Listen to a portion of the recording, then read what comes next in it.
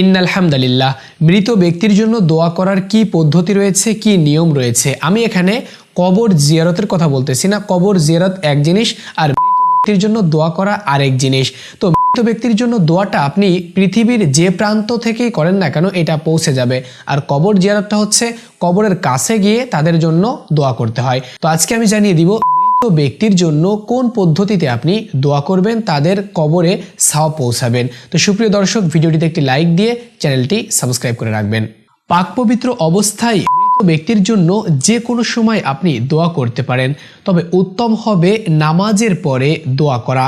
কারণ নামাজের মাধ্যমে আল্লাহ ও বান্দার মাঝে একটি সম্পর্ক তৈরি হয়, আর এই সম্পর্কের পরেই যদি আপনি দোয়া করেন তাহলে ওইটা আরও গ্রান্টেড হবে, বেশি কবুল হবে খুব তাড়াতাড়ি। তো সুপ্রিয় দর্শক, এই দোয়া করার পূর্বে আমাদের কিছু আমল করে নিতে হবে। এই আমলগুলো আমি সাজিয়েছি কিছু ফজিলতপূর্ণ সূরার মাধ্যমে। যেমন আমি সাজিয়েছি, প্রথমে আমরা আউযু বিল্লাহ এবং বিসমিল্লাহ সহকারে সূরা ফাতিহা একবার পড়ব। সূরা ফাতিহাকে উম্মুল কোরআন বলা হয়ে থাকে, কোরআনের মা বলা হয়ে থাকে।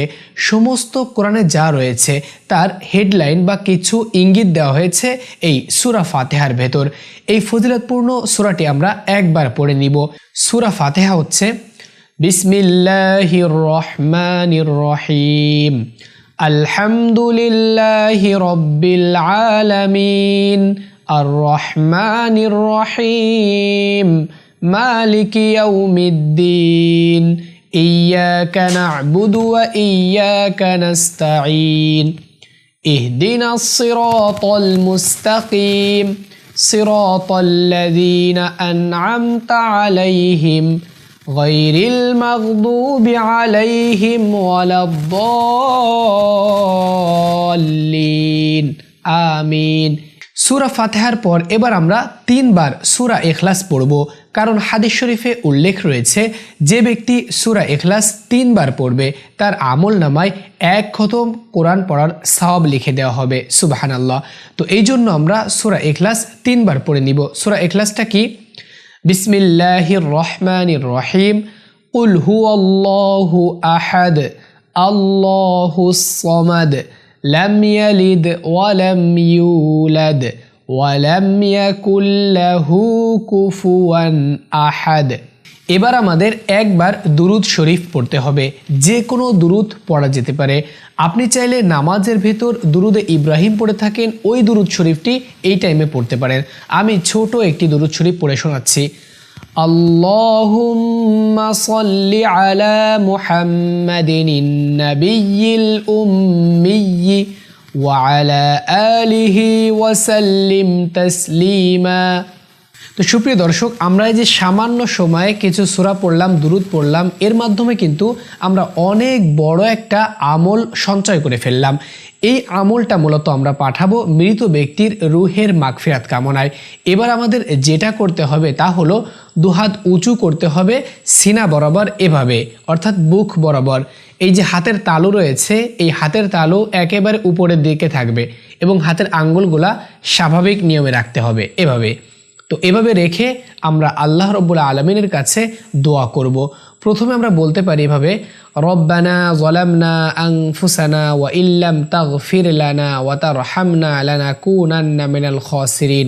এই দোয়ার মাধ্যমে আমরা দোয়াটা আরম্ভ করতে পারি। আপনার যদি এই দোয়া মুখস্থ না থাকে তাহলে শুধুমাত্র আপনি দুহাত উঁচু করে আল্লাহ রাব্বুল আলামিনের কাছে বলতে পারেন, হে আল্লাহ, আমি দোয়া করার আগে যে আমলগুলা করেছি এর ভেতর বিন্দু পরিমাণও যদি ভুল ভ্রান্তি হয়ে থাকে মাফ করে দাও।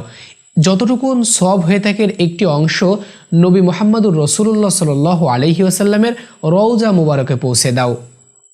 এবার আপনি যার জন্য দোয়া করতে চাচ্ছেন তার কথা মনে মনে আনবেন এবং মুখে বলবেন, হে আল্লাহ, আমি অমুক ব্যক্তির জন্য তোমার শাহী দরবারে দুখানা খালি হাত তুলেছি। আমি পূর্বে যে আমল করেছি এই আমলের সম্পূর্ণ সওয়াবটুকু তার আমল নামায় পৌঁছে দাও।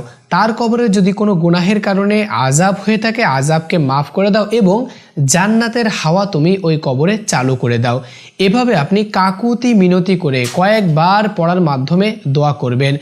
এখন যদি আপনি দোয়া করেন আপনার পিতা মাতার জন্য তাহলে একটি আরবি দোয়াও করবেন, আমি বলে দিচ্ছি।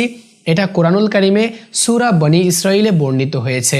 তা হলো রব্বির হামহুমা কামা রব্বায়ানি সগীরা, এতটুকু।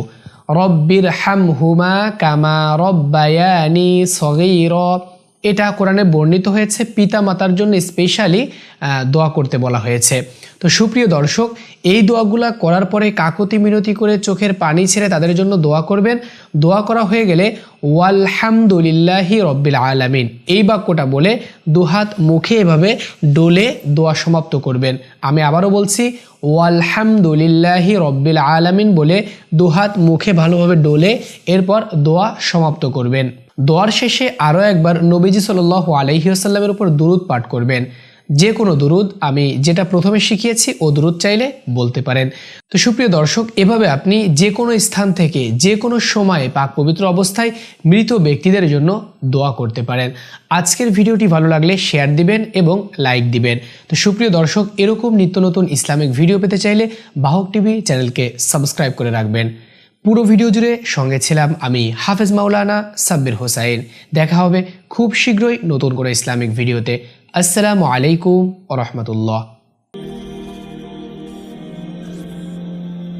বাহক টিভি।